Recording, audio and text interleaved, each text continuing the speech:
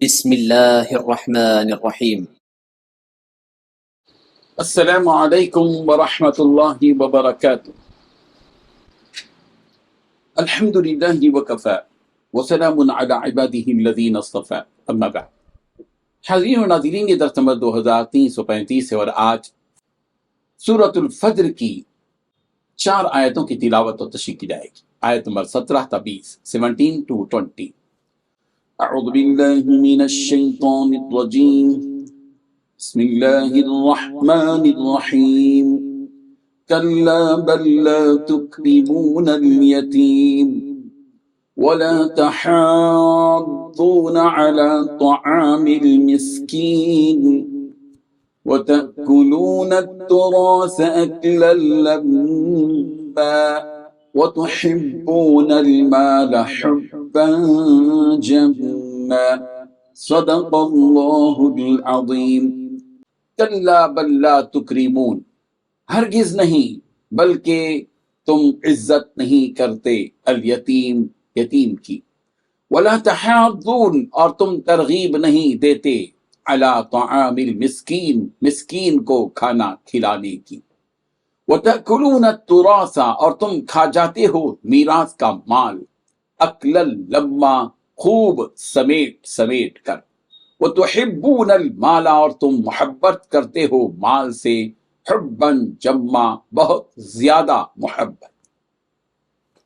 ترجمہ یوں ہے، ہرگز ایسا نہیں کرنا چاہیے۔ صرف یہی نہیں بلکہ تم یتیم کی عزت نہیں کرتے اور مسکینوں کو کھانا کھلانے کی ایک دوسرے کو ترغیب نہیں دیتے، اور میراث کا مال سمیٹ سمیٹ کر کھا جاتے ہو اور مال سے بے حد محبت کرتے ہو۔ ان 4 آیتوں میں 4 باتیں بیان کی گئی ہیں۔ پہلی بات، ایسا ہرگز نہیں کرنا چاہیے بلکہ تمہارا حال تو یہ ہے کہ تم لوگ یتیم کی عزت بھی نہیں کرتے۔ دوسری بات، مسکینوں کو کھانا کھلانے کی ایک دوسرے کو ترغیب بھی نہیں دیتے۔ تیسری بات، میراث کا مال سمیٹ سمیٹ کر کھا جاتے ہو۔ چوتھی بات، مال سے بے حد محبت کرتے ہو۔ بزرگان محترم، مال و متاع، دولت و ثروت کو اللہ تعالیٰ کی رضا و خوشنودی کا معیار بنانے والوں کو تنبیہ کی جا رہی ہے کہ تم نے جو اللہ تعالیٰ کی خوشنودی کا معیار اپنی جانب سے دنیا کی مال و دولت اور نعمت و ثروت کو بنا رکھا ہے، ایسا ہرگز نہیں سمجھنا چاہیے، اس لیے کہ اللہ تبارک و تعالیٰ نے ایسا کوئی پیمانہ مقرر نہیں کر رکھا ہے۔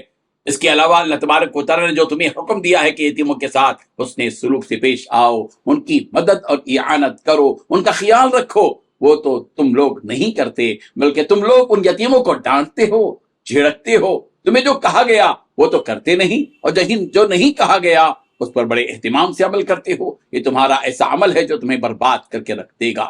یتیم کی فضیلت اور اس کے ساتھ اس نے سلوک کے انعام کو بیان کرتے ہوئے نبی رحمت حضرت محمد مصطفیٰ صلی اللہ علیہ وسلم نے ارشاد فرمایا کہ مسلمانوں کے گھروں میں سب سے بہتر گھر وہ ہے کہ جس میں کوئی یتیم ہو اور اس کے ساتھ اس نے سلوک کیا جائے، اور مسلمانوں کے گھر میں سے سب سے بدتر گھر وہ گھر ہے جس میں کوئی یتیم ہو اور اس کے ساتھ برا سلوک کیا جائے۔ یہ ابو داؤد کی روایت ہے، اور ایک روایت میں نبی رحمت صلی اللہ علیہ وسلم نے ارشاد فرمایا کہ میں اور اپنے کسی رشتہ دار یتیم کی یا کسی اور یتیم کی کفالت کرنے والا جنت میں اس طرح ہوں گے۔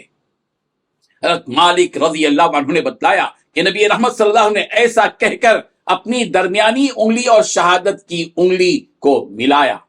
یہ مسلم کی روایت ہے، یعنی یتیم کی کفالت کرنے کا ثواب یہ ہے کہ وہ جنت میں نبی رحمت صلی اللہ علیہ وسلم کے پڑوس میں ہوگا، مگر تم لوگ اتنی ساری فضیلتوں کے باوجود یتیم کے ساتھ برا سلوک کرتے ہو، حتیٰ کہ اس کا اکرام تک نہیں کرتے۔ آگے اللہ تبارک و تعالیٰ ان کی ایک اور برائی بیان کر رہے ہیں کہ تمہارے اندر مال کی محبت اور دنیا کی حرص اتنی بھری ہوئی ہے کہ تم خود تو کسی یتیم کو کھلاتے نہیں، اور اوپر سے دوسروں کو بھی کھلانے کی ترغیب نہیں دیتے۔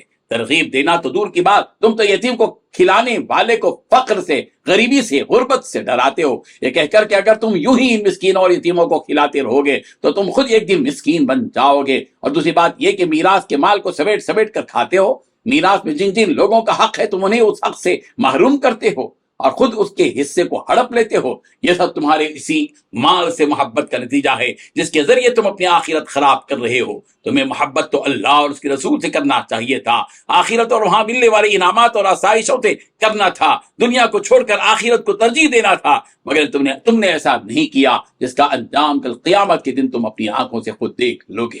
اللہ تبارک و تعالیٰ ان آیات کو سمجھنے کی اور یتیموں کے ساتھ حسن سلوک کرنے کی، ان کا اکرام کرنے کی، ان کا لحاظ رکھنے کی توفیق عطا فرمائے، آمین۔ وآخر دعوانا ان الحمد للہ رب العالمین۔ ڈیلی درس قرآن کو سبسکرائب کیجئے، اپنے تاثرات اور مشورے ارسال کیجئے اور اپنے متعلقین کا گروپ بنا کر انہیں روزانہ درس قرآن بھیجئے اور اجر و ثواب پائیے۔ جزاکم اللہ خیر۔